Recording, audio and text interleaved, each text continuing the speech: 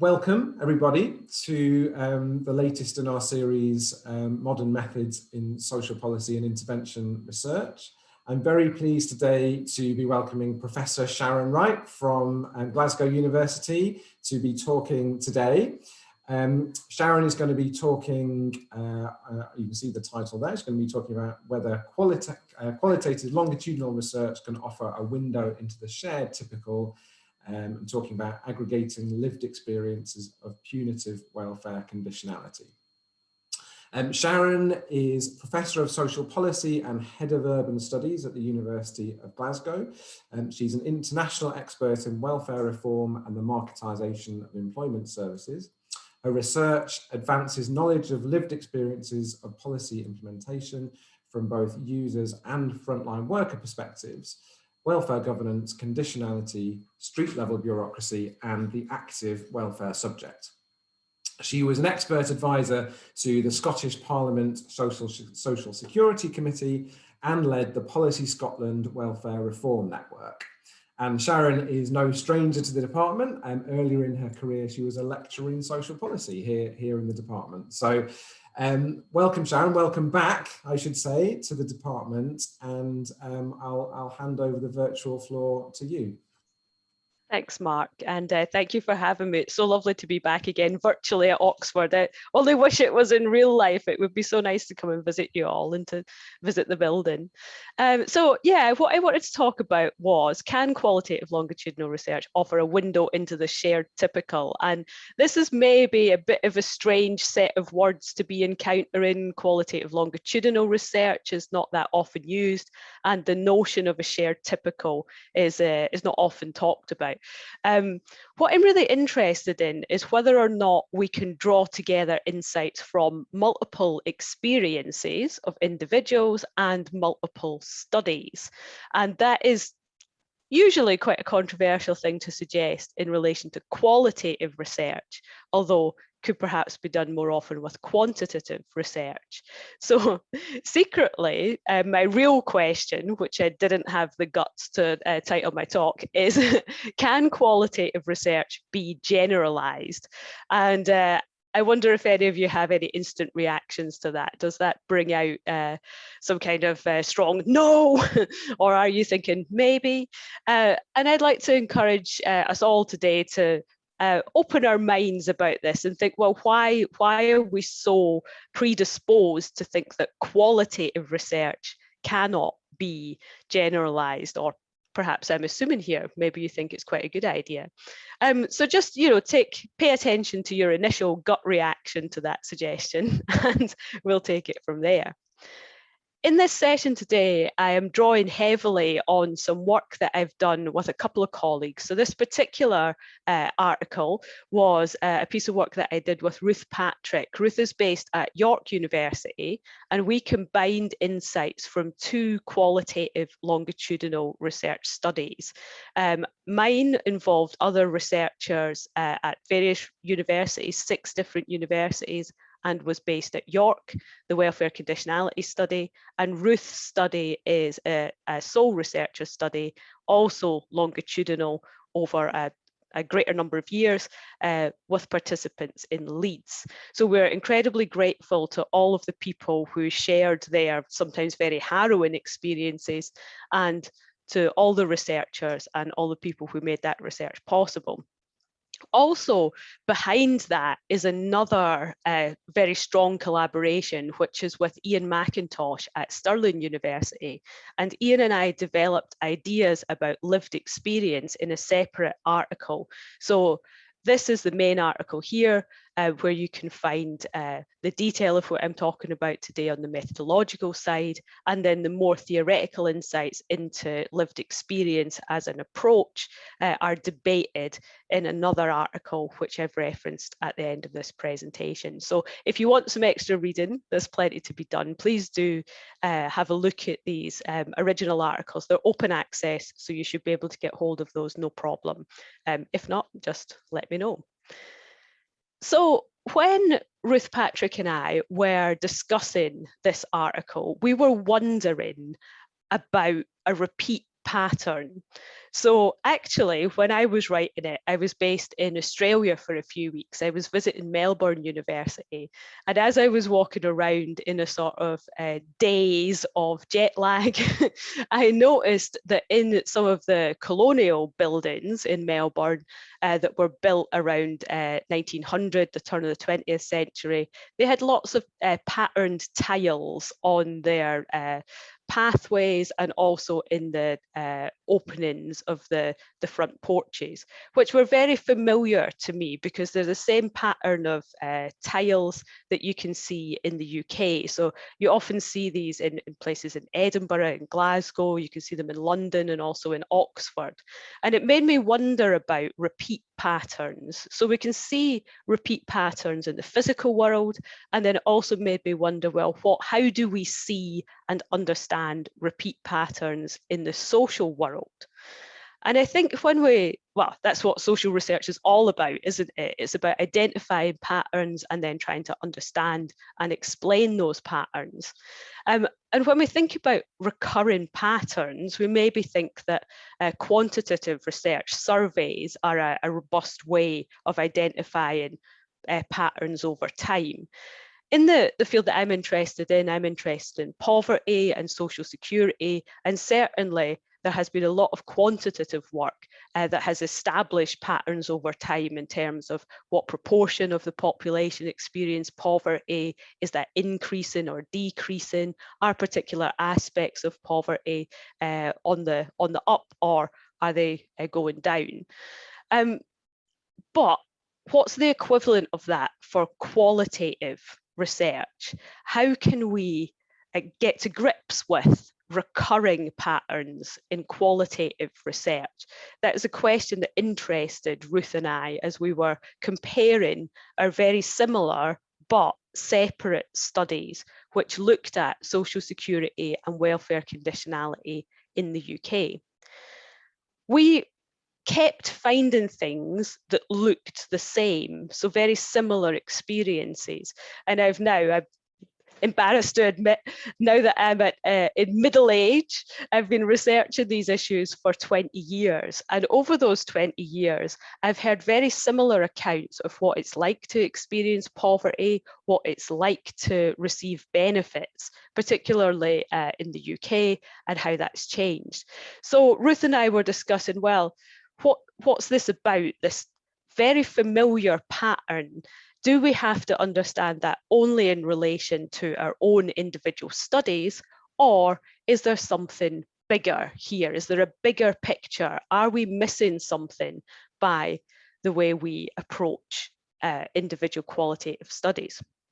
So what I wanted to do in this session today was to think about qualitative research and generalizability. Are we producing small single studies again and again that can only be understood in their own terms as little islands of knowledge?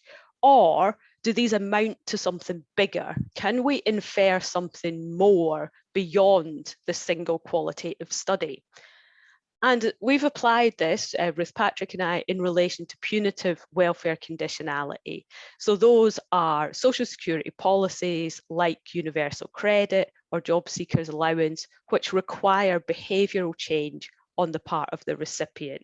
So in order to receive benefits, you have to, for example, engage with a work coach, and in pre-COVID times, visit a job centre. If you don't do that, or if you don't behave as expected, then you will incur a financial penalty, and those penalties have risen over time. So can we identify repeat patterns, and do they constitute something more? So what I'm going to do then is move on to reflect on qualitative longitudinal research, looking at the same patterns over time, and suggest that it might be possible to conduct a new type of research, which is combined study qualitative longitudinal research, to aggregate multiple studies to give us an insight perhaps into a bigger picture. So the received wisdom about qualitative research is that we cannot generalize from qualitative research because each study is specific, it's a small scale snapshot, and it's either impossible to infer anything beyond the study, or it's inadvisable for any other reason than to build theory. There's one main researcher who has suggested that some generalization may be possible, and that's Williams, who suggested moderatum generalization, so sort of limited types of generalization within specific confines. But generally, researchers don't attempt to infer anything beyond the original context of the people in the sample, or the particular place or policy or sort of practice arena. Well, received wisdom is there to be challenged, isn't it? So here we go. I'm going to stop sharing for a bit to save you from the Zoom fatigue of PowerPoint, death by PowerPoint. Hold on one moment.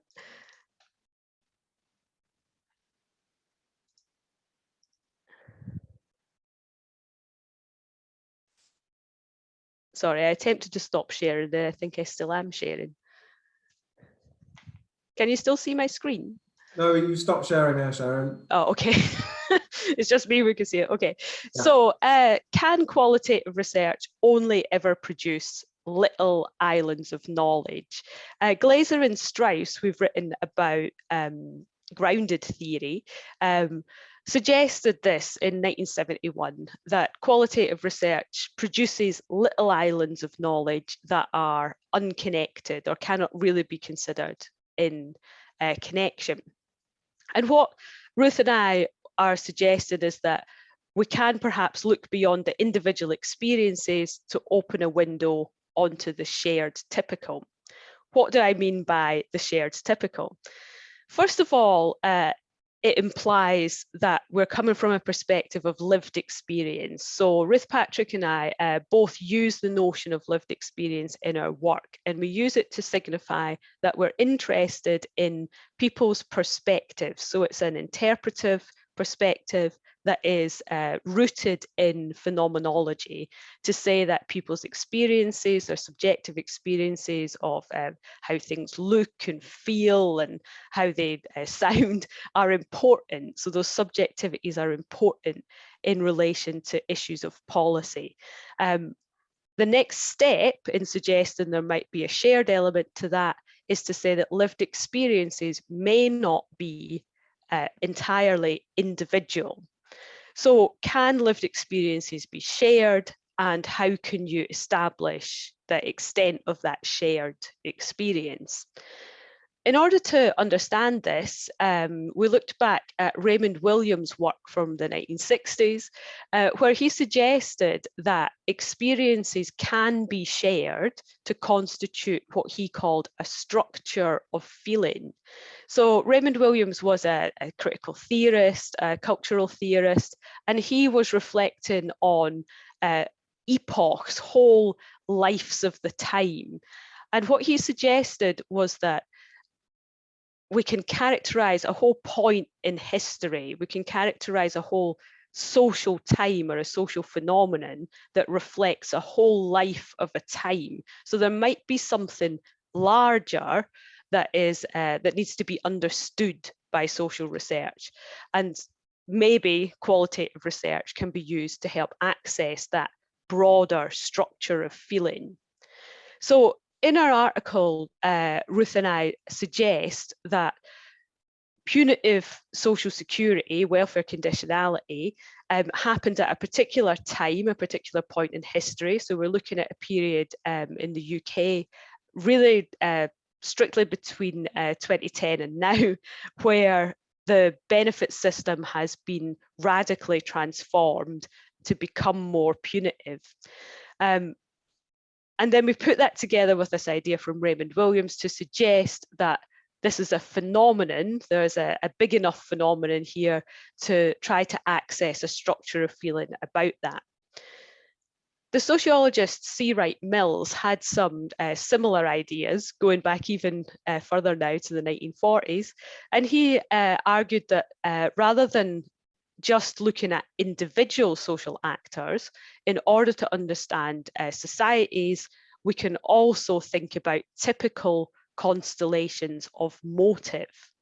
So that is to say that people are not just motivated individually, but there are typical ways of motivation that originate not from within, but from the situation that individuals find themselves in. So applying that to contemporary social security, we are suggesting that perhaps any of us might behave in exactly the same way or in similar ways if we're experiencing that same issue. So if we were to lose our job and have to claim universal credit, then we might have shared motivations, typical constellations of motivation that influence what we do and how we engage with the system. So the next big question is, what is punitive welfare conditionality?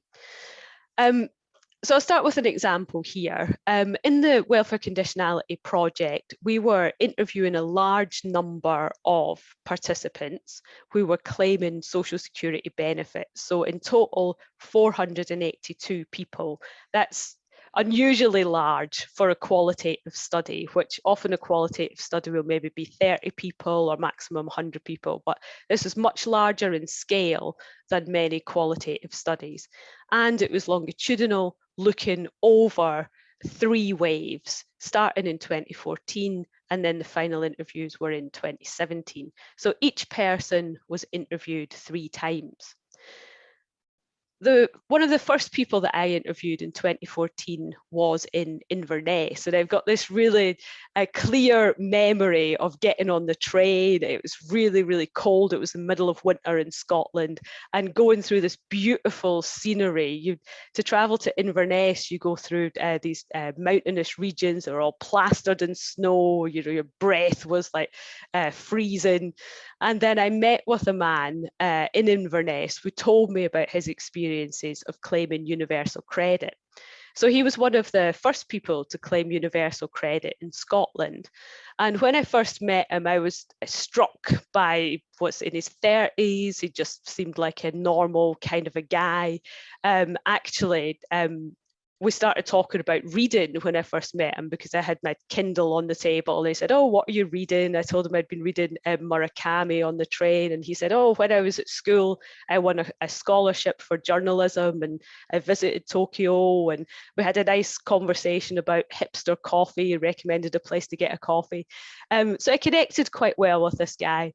And then we were talking about universal credit, and he actually had a mental health issue, and that was the reason that he was not able to work. And when he went to the job centre to claim universal credit, that was fine. He was accepted as a claimant. Everything seemed to be in order. He was doing everything he needed to do, until one day when he got a phone call to say that he was being sanctioned. So that means he was going to have no income at all for a period of 4 weeks.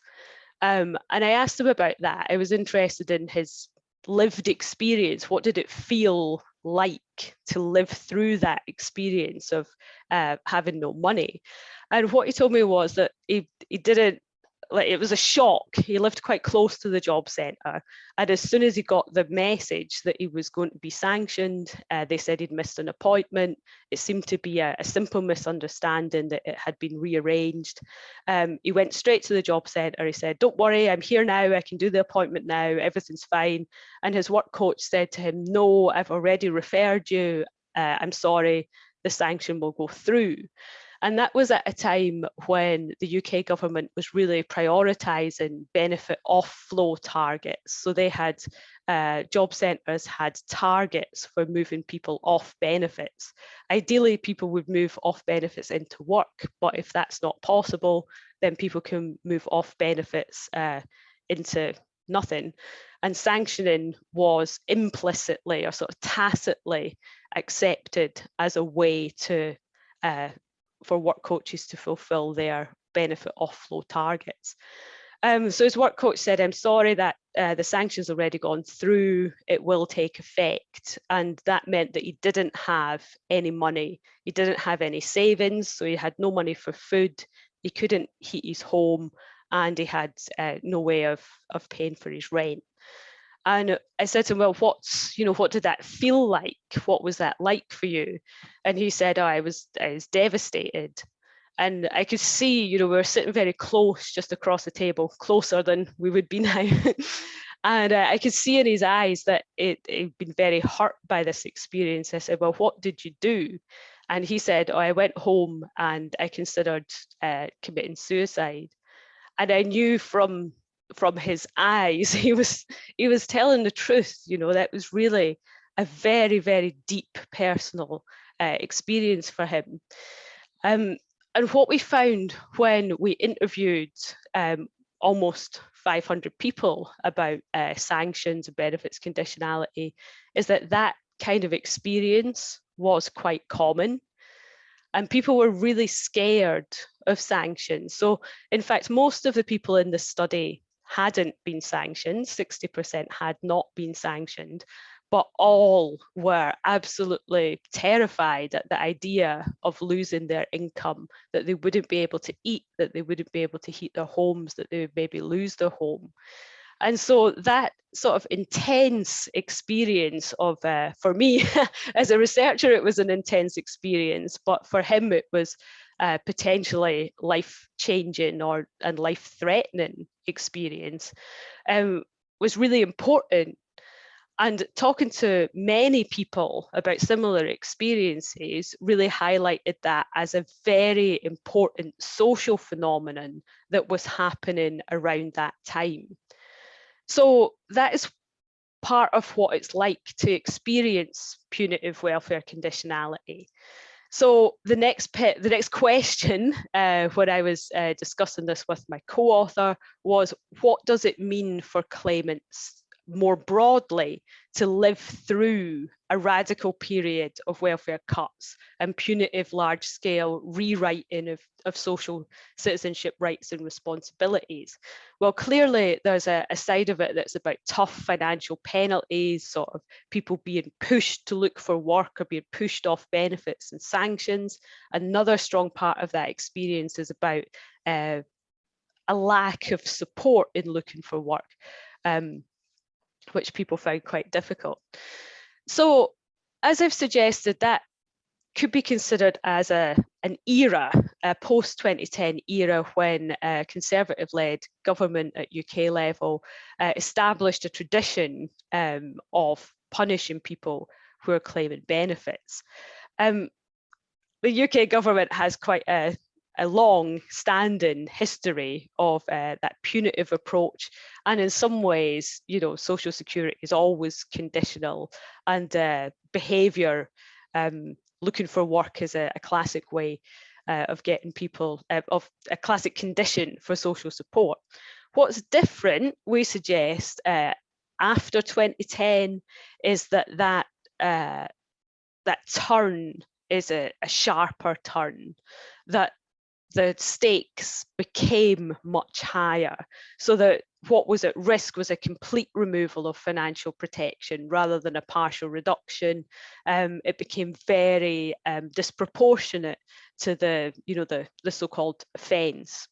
So long-term and extreme poverty and destitution could easily be triggered, and that lack of support is a feature of the post-2010 welfare system.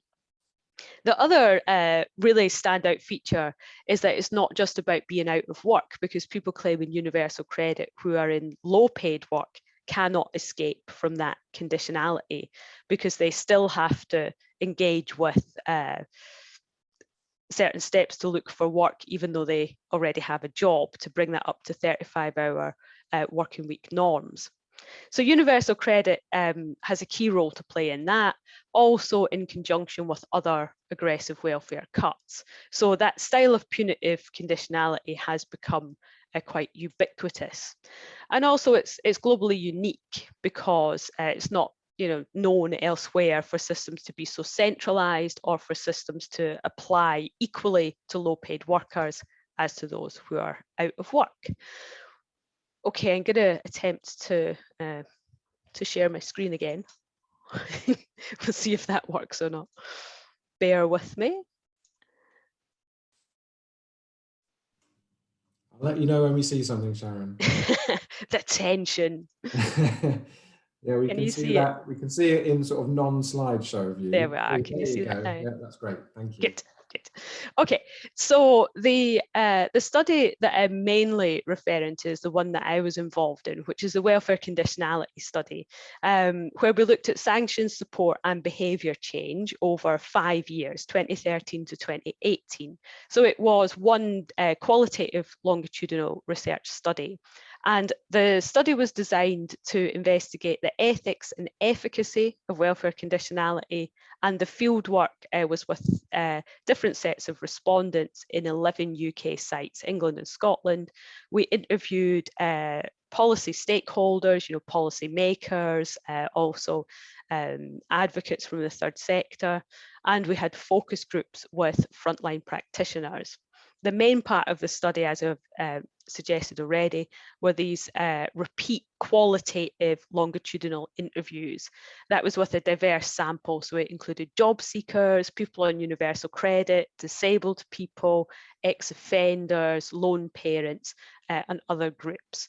So in total, we had 1,082 interviews, which for a qualitative study is an enormous amount of data. So there are lots of challenges, even just in how do you logistically manage that scale of qualitative research, and then lots of questions also about, you need a really big research team when you're doing qualitative research at that scale.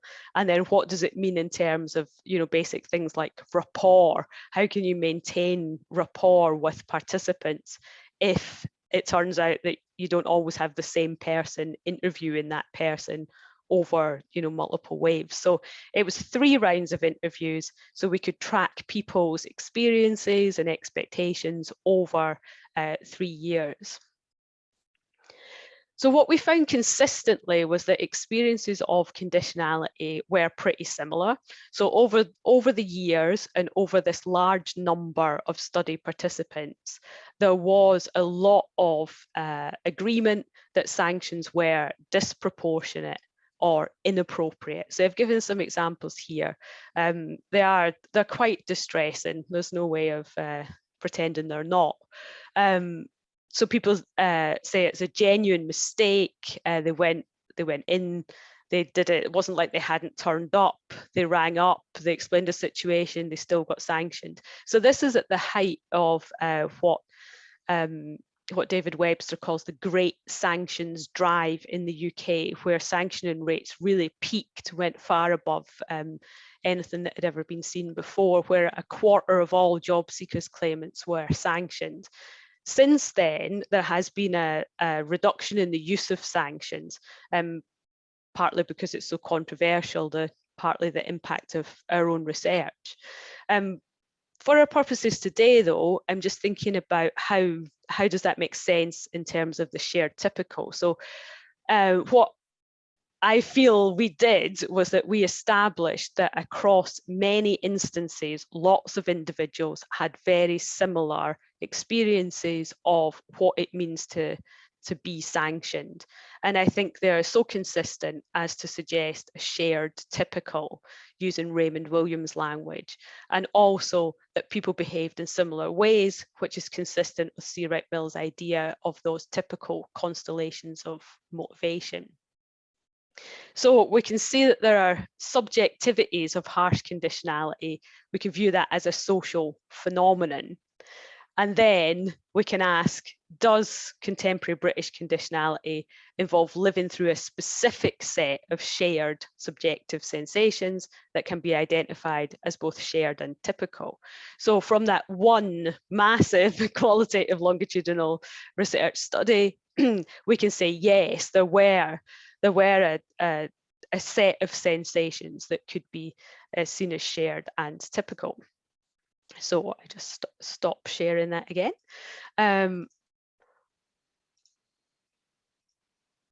Then what we did was go beyond the single study.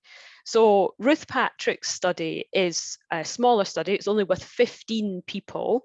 It's over 4 waves so far. It's funded by the ESRC and the British Academy, and it's called the Lived Experiences of Welfare Reform Study. So it was a separate study with a similar focus. We weren't able excuse me, we weren't able to directly bring the data together to analyse it. We analysed it separately according to similar themes and questions. And what we wanted to find out was, is it similar enough? Like, are we seeing the same things in both studies across similar timescales? And both studies found that punitive welfare conditionality was experienced as unnecessary and harmful. So that is what most participants reported in both studies. We also found that poverty was very prevalent amongst the participants in both studies for those in work and out of work, and that poverty was a defining feature of social security. So that was an element of the punitive style of policy delivery. We also found quite consistently that poverty tended to get worse over time, and that it pushed many people close to destitution, which I think if we'd done these studies at an earlier time in history, maybe in the 1980s even, we wouldn't have found such a lot of, on the brink of destitution type of experience. We also found that conditionality governed encounters with employment services, so with the job centre, and perversely that conditionality actually impeded transitions into employment. So it's designed so that people will be encouraged into work, but in practice it impeded that transition. So in the 2 studies, we found very, very similar experiences. And what I also find interesting is that there are some dimensions of what people were describing that you can find in lots of other qualitative studies. So one example that I just wanted to highlight was the idea that Social Security recipients often present themselves as, they're on benefits, they're claiming benefits, but they're not like the other bad people who are on benefits. They're very keen to show that they're different. So they're keen to contrast their experience with misbehavior, basically. And I remember reading about this a really long time ago.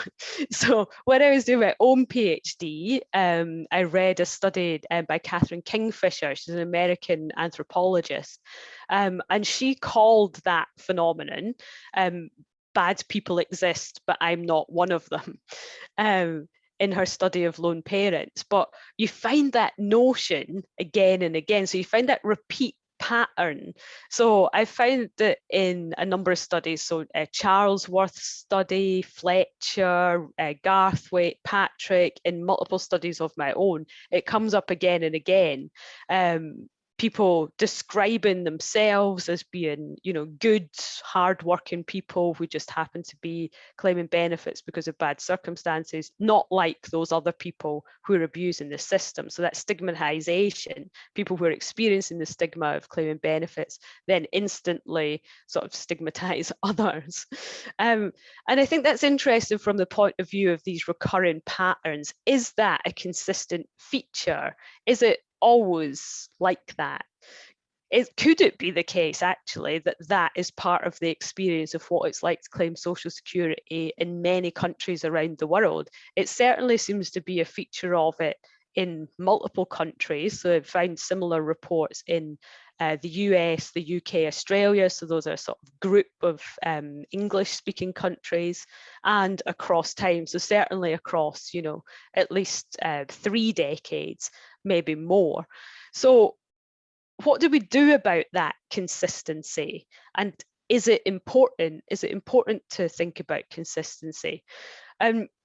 Because there is a lot, I don't know if you've noticed this yourself, but there's a lot of emphasis on research producing original novel findings. It's something we're trained in as social scientists, isn't it? Since, you know, as soon as you're doing a master's and then a PhD, you have to show, you know, what's original, what's your original contribution to knowledge, what have you shown that other studies have not shown. But are we missing something by constantly looking for the novelty? Have we, as a social science community, have we well enough acknowledged the bigger picture, these consistent and common themes that run through society, maybe for, you know, maybe for centuries, certainly maybe decades, maybe consistent across different countries? Are we missing something by chasing originality? It's within the UK REF, the Research Excellence Framework, definition of quality. A 4-star article is one that has outstanding significance and originality. So you can't have that mark of respect, a sort of gold standard of publication, unless you show that you're finding something that other studies have not found. So maybe we're in this sort of pattern, in this tradition. Maybe collectively we're missing some big things that need to be addressed.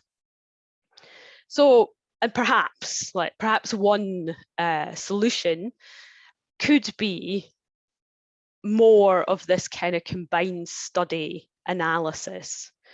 So Ruth and I called the bringing together of our 2 studies, we called it combined study, qualitative longitudinal research, because we drew them both together. So there is some attempt within existing literature to combine studies, but that's often done as a meta-synthesis. So for example, in health studies, you often get meta-studies which summarize a large range of work and show what's the state of the art in terms of current knowledge. What do we know across the field about certain topics? But that's one step removed, and each of those constituent articles, which is, you know, synthesized and summarized, each of those constituent articles has had to show only the most novel of their findings in order to get published. So it's looking at data which is unusual or data that's interesting, whereas there may be a lot of data that's common that is underneath that publication that is not picked up in the meta-synthesis. So in this style of this new idea of combining qualitative longitudinal research, we're explicitly going to the level of the original data rather than summarizing or synthesizing just the published reports or the published articles, and looking specifically for instances of commonality that can be aggregated together. So in the methods literature, there's a suggestion that that would count as a sort of second order of knowledge, of aggregation. So the first order would be the person's own original experience. The second order knowledge is to collect that experience, so to ask someone in an interview and record that second order.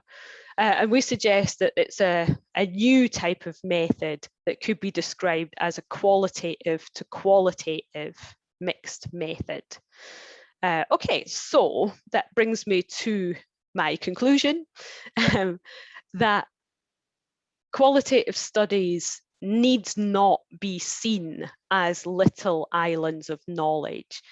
Perhaps what we're doing is revealing parts of a bigger picture, but maybe that bigger picture is still hidden, and maybe some of our traditions about originality, novelty, our traditions about generalization in qualitative research, maybe those are holding us back from fully seeing the big picture that's behind many qualitative studies. So I would like to encourage us as social scientists to look for consistency and to look for commonality, and then to consider whether or not there's greater scope for this type of combined study, qualitative longitudinal research as a way to extend inference beyond that usual study-specific confine of qualitative generalization. Okay, thank you. Thank you ever so much, Sharon. It's a really fantastic talk, and really, you know, some really vivid and shocking testimonies there of people who've been on the sharp end of welfare reform, but also some, you know, from a methods point of view, kind of some provocative ideas as well. So thank you ever so much for the combination of those kind of substantive and kind of methods.